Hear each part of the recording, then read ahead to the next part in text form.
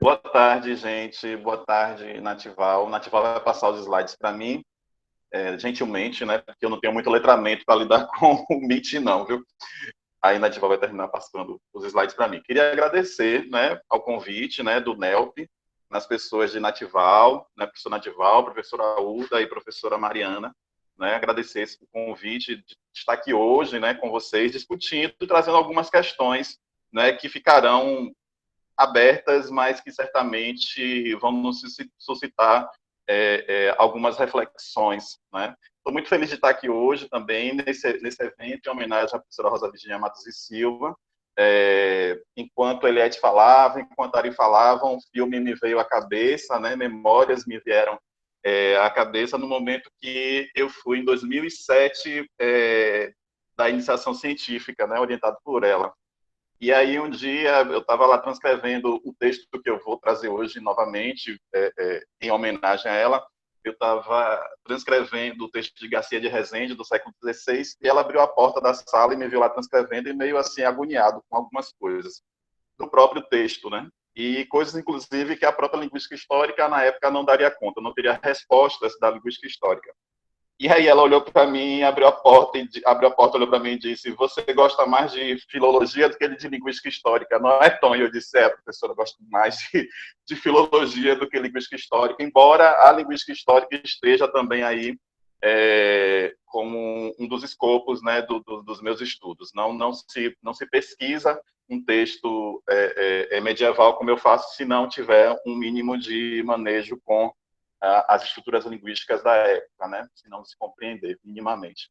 Só corrigindo, eu faço doutorado no programa de literatura e cultura, não no de língua e cultura. Meu orientador é o professor Arivaldo Sacramento, que está aqui nessa mesa.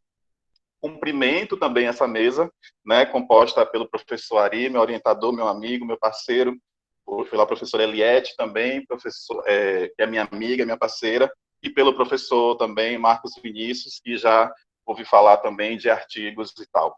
Muito prazer estar aqui do lado de vocês. Antes de falar também, entrar na minha fala, que vai ser rapidinha, eu queria também dizer, né, que esse momento de celebração, de se retomar, né, a obra de professora Rosa Virginia, nós somos responsáveis também, né, por essas narrativas, pelas narrativas do legado de professora Rosa, não dogmatizando o que ela trouxe, né? Eu acho que ela não gostaria que a produção intelectual dela fosse dogmatizada, muito pelo contrário. Acho que ela estaria muito feliz, e está muito feliz, certamente, de ver pessoas movimentando o que ela trouxe, né? Ver pesquisadores movimentando o que ela trouxe, indo epistemologicamente, entendendo o momento epistemológico dela e também movimentando, né, o que ela trouxe para a gente. Então, o dogma não faz parte da ciência, certamente, e ela estaria muito feliz de estar assistindo aqui essa mesa. Já me emocionei com as falas de Ari, já me emocionei aqui com as falas de Eliette, então minha voz trêmula faz parte, né, dessa história que eu tive de 2007 a 2010 com a professora Rosa Virginia, culminando com o TCC na graduação. Pode passar, Natival, por favor. Deixa eu procurar aqui, meu. Nath? Vocês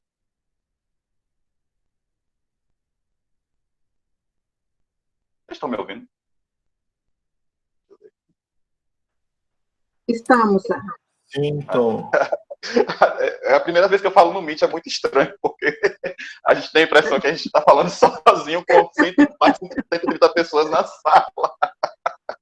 Bom, aí eu trouxe algumas questões, né, sobre filologia e léxico. O professor Arivaldo me orienta, né, nessa empreitada e sempre me dá asas, né, dá asas à minha imaginação, né, aos meus flertes com outras áreas, e eu trago aqui hoje um pouquinho dessa discussão, né, o flerte da filologia, com a linguística histórica, certamente, obrigatoriamente, e com o léxico. São algumas questões, algumas palavras para a gente se movimentar um pouco também aqui, né. Então, a primeira questão que eu trago, pode passar, por favor, Nath? Um momento só, Tom, eu estou fixando a tela aqui. Ok, desculpa.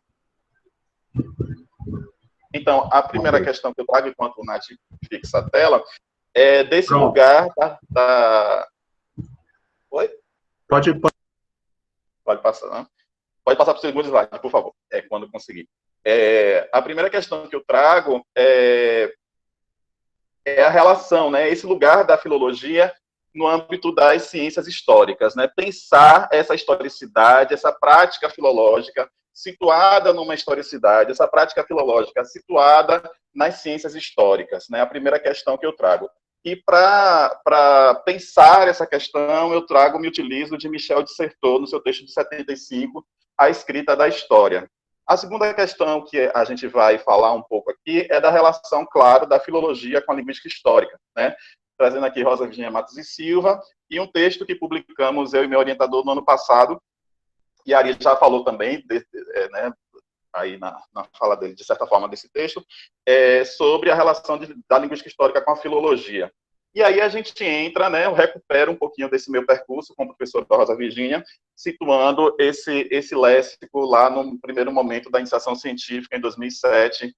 Isso já são quantos anos, gente? 13 anos, Ave Maria. Estou ficando já um coroa. Pode passar, por favor, Nath.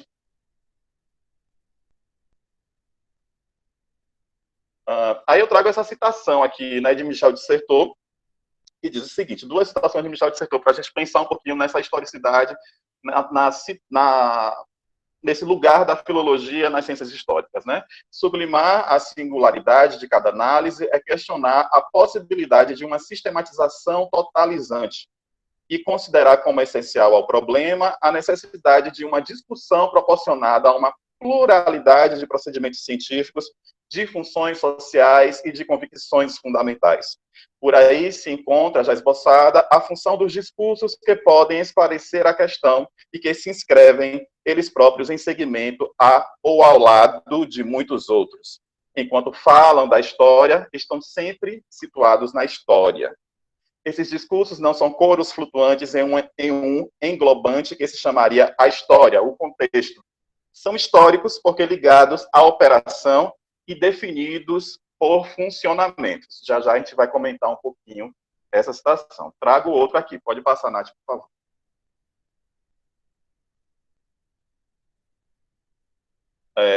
O limite se encontra no cerne da ciência histórica, designando o outro da razão ou do possível. É sob esse aspecto que o real reaparece no interior da ciência. Poder-se dizer que a distinção entre ciências exatas e ciências humanas não mais consiste numa numa diferença de formalização ou de rigor da verificação, mas numa separação das disciplinas de acordo com o lugar que oferecem. Umas ao possível e a outras ao limite. Em todo caso, sem nenhuma dúvida, existe, ligada ao trabalho do etnólogo ou do historiador, uma fascinação pelo limite ou, o que é quase a mesma coisa, pelo outro. Perdão, porque esses grifos não são meus, os grifos são mesmo da edição de Certeau, e eles não estão em negrito, eles estão em itálico, só a título de informação.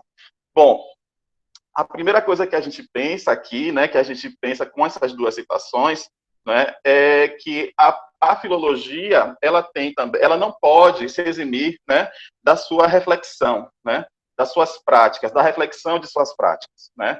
Isso situa a filologia no âmbito das ciências históricas, né? A filologia, ela deve sim, né, estar sempre se repensando, né? Ela deve sim sempre estar repensando, inclusive, os seus lugares, o seu lugar epistemológico, né? E não é à toa que a gente está aqui hoje, né, pensando essa filologia, movimentando esse conceito de filologia e movimentando também as suas práticas, né?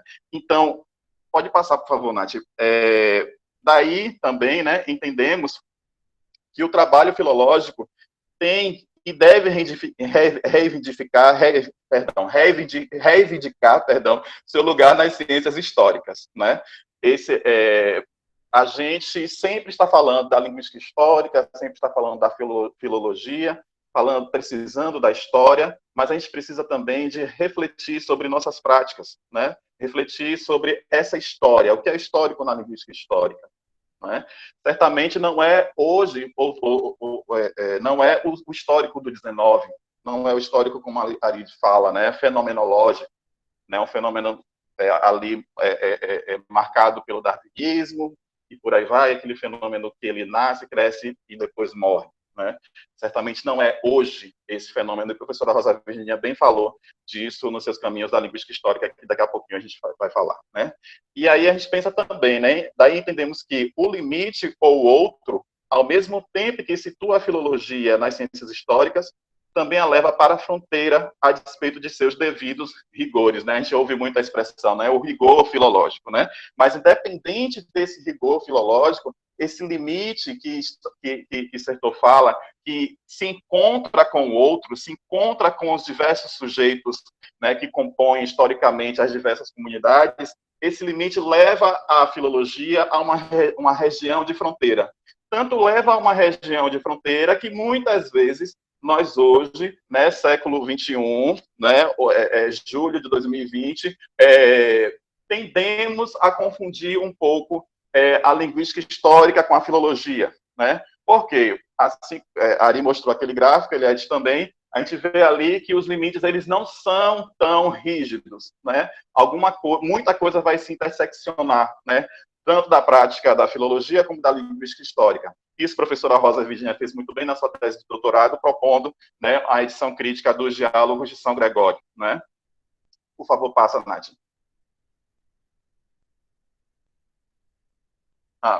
Nath, passa aí, por favor. Então, aí eu já falei, né, a linguística histórica, né, considerando aí esse primeiro limite, essa primeira fronteira, né, da linguística histórica. E a própria linguística histórica traz demandas também, né, curiosamente, para a filologia, né? A gente termina respondendo algumas coisas, algumas demandas que a própria linguística histórica coloca para a filologia, e inclusive demandas muito legítimas, né? Como a questão do editar versus transcrever. O que é editar? O que é transcrever? Né?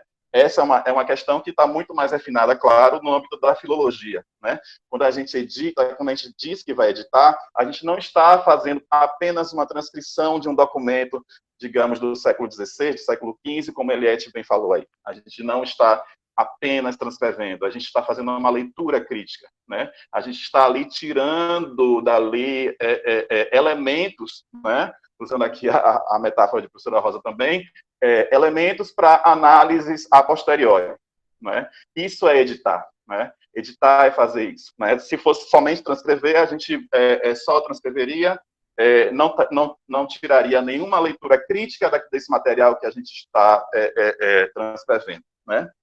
E aí a gente pensa, né, nesse editar com vistas à construção de bancos de dados. Durante muito tempo, algum tempo, na verdade, tem uns 2, 3 anos, eu fiquei meio bugado, meio que pensando, meio que reticente, meio que resistente também ao conceito de banco de dados, né? Banco de dados. Mas eu acho que esse conceito de banco de dados, ele vai ser movimentado, ele vai ser paralisado, ele vai ser dogmatizado, dependendo da ideia que nós temos de edição, não é? Depende da ideia que a gente tem de edição. Se a gente toma a edição, a ideia de edição como leitura crítica, certamente esse banco de dados não vai ser um banco de dados amorfo, um banco de dados cinza, um banco de dados somente para quantificar, né? E quando eu digo somente para quantificar, eu não estou de forma alguma fazendo juízo de valor em relação à quantificação de dados, né? Até porque toda quantificação de dados pressupõe leitura, pressupõe também crítica, né? Por favor, Nath. Nath, controle meu tempo, viu? Eu juro que não vou passar de 20 minutos. Eu não sei se já chegou em 20 minutos. Então, a gente tem aí, né, essa obra de professora Rosa Virginia Matos e Silva, Caminhos da Linguística Histórica, que todos os outros já falaram, né? Então, ela vai falar, né, a filologia é a ciência do texto, isso, na verdade, diz muito pouco. Quando eu trago essa frase, né, esse enunciado de professora Rosa Virginia Matos e Silva sobre que a ciência do texto é muito pouco para definir a filologia, eu quero dizer o seguinte: a professora Rosa Virginia Matos e Silva foi uma das linguistas históricas mais preocupadas, né, com o uso e a movimentação do que é a filologia, né? Eu fico muitas vezes, aí vocês me permitem, são questões também que eu trago aqui, muitas vezes um tanto que chateado com algumas definições da filologia. Eu converso muito com o professor Ari e com a Eliette também, e às vezes eu fico muito chateado quando dizem que a filologia ela se ocupa essencialmente do processo de edição. Isso não é verdade, né? Isso apenas é um detalhe, né, da filologia. A filologia, como o professor Ari disse, se preocupa com os processos de produção, de transmissão, de circulação desses textos, né? E o que, né, esses textos nos dizem, né, hoje. E aí, retomo aqui a fala da professora Rosa Virginia, a filologia hoje parece integrar-se melhor como uma das formas de abordar a documentação escrita, tanto literária como documental em sentido amplo, enriquecida pelas vias da crítica textual, tanto de textos antigos como modernos. É importante dizer que nesse mesmo primeiro capítulo dos Caminhos da Linguística Histórica, a professora Rosa Virginia vai discordar de professor Matoso Câmara Júnior, né, quando ele diz que a filologia se ocupa somente de textos literários. Ela vai discordar dele e vai trazer o que a Ari já trouxe, né, com Luciana Del Picchio. Por favor, Nath. E aí a gente traz, né, eu rememoro aqui 2007, né, e pensando também os alunos da graduação também, uma fala um tanto, estou tentando ser didático, né, essa outra fronteira da filologia, né, esse outro limite da filologia aqui é o léxico, né? E aí, pode passar, Nath, eu trago algumas definições para a gente tensionar, para a gente problematizar, enfim, movimentar um pouco aqui, né? Vilela, que faz parte, né, do circuito também de filologia e da linguística portuguesa, vai dizer que o léxico é a parte da língua que primeiramente configura a realidade linguística e arquiva o saber linguístico de uma comunidade, né? Esquerdo e Pires de Oliveira, por sua vez, mais na área Maria Aparecida Esquerdo, mais na área da dialetologia, vai dizer que o léxico é a janela através da qual uma comunidade pode ver o mundo. E aí, Verdelho, também no circuito ali da filologia portuguesa, vai dizer que o léxico é como um dos fundos patrimoniais mais interativos. Pode passar, por favor, Nath. Então, o que é que a gente pensa disso tudo, né? O léxico pode ser entendido como um grande arquivo que une linguisticamente os mais diversos membros de uma comunidade. Perdão, vou ler de novo. É o nervosismo, viu? O léxico pode ser entendido como um grande arquivo que une linguisticamente os mais diversos membros de uma comunidade. Pode-se dizer, então, a partir disso, que o léxico é o patrimônio linguístico-cultural de um povo e mantém íntima relação com a memória? Sendo a resposta positiva, e certamente o é, como pensar uma prática de pesquisa lexicológica, lexicográfica, que considere seus devidos registros, atestamentos, mas também, mais que isso, entenda e perceba tensões que não devem ser escamoteadas, né? A gente tem, pelo menos quando a gente estuda o léxico, a gente tem essas primeiras concepções, né? Que o léxico, ele é o nível de análise mais propenso a mudanças. Ele é um nível de análise mais propenso a mudanças, mas ele também é um nível de análise que a gente mais se choca ao ouvir, né? É um nível de análise que a gente, quando ouve alguma coisa, a gente fala, eu estou usando tal palavra ou tal item, como queiram aí, né? E aí, muitas vezes, a gente esquece, né? Muitas vezes a gente coloca por debaixo do tapete essas tensões que o léxico traz para a gente.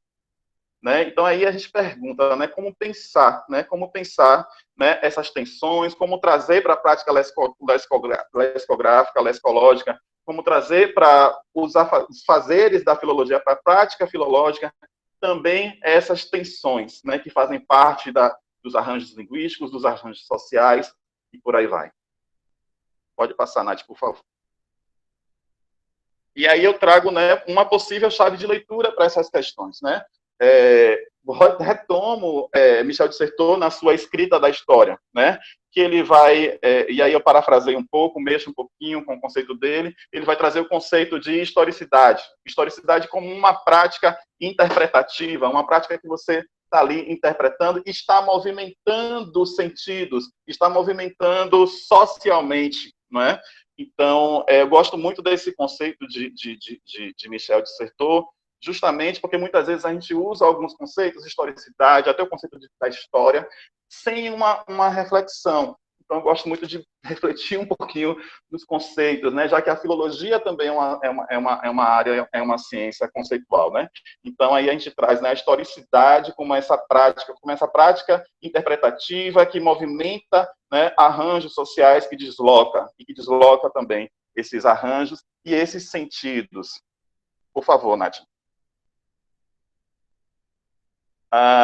E aí eu trago o meu primeiro texto, né? Hoje eu estou muito emocionado, porque eu amei trabalhar com esse texto na primeira bolsa de iniciação científica que eu tive com a professora Rosa, que é esse texto, né? O breve memorial dos pecados e coisas que pertencem à confissão, né? Foi a minha primeira bolsa de iniciação científica e foi um texto muito feliz, assim, que eu consegui pesquisar aí e aí a gente tem deve dar devida importância, né?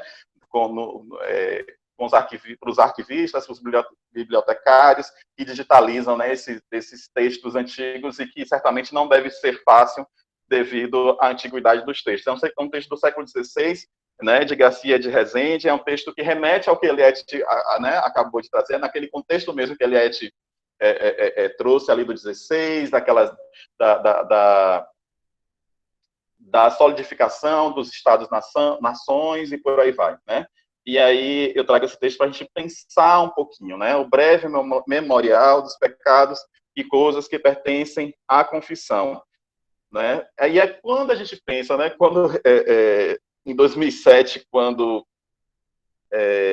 a gente pesquisou esse texto, eu fiquei pensando, meu Deus, eu não posso ficar somente preso a uma transcrição, e aí aquela coisa, né, do jovem pesquisador, né, a transcrição versus a edição, não é só isso, né, esse léxico aqui é um léxico que remete à formação, né, à formação do nosso pensamento ocidental, né, é um léxico que remete a isso, eu não posso deixar de falar disso, e aí a gente vai pode passar, Nath, por favor, para Michel Foucault, perdão, para Michel Foucault, né, quando ele diz, né, e esse é um texto medieval, né, não deixa de ser um texto medieval, quando ele diz, né, desde a Idade Média, pelo menos as sociedades ocidentais colocaram a confissão entre os rituais mais importantes de que se espera a produção de verdade. E é nesse mesmo texto, né, da história da sexualidade, que ele vai dizer que nos tornamos uma sociedade confessanda.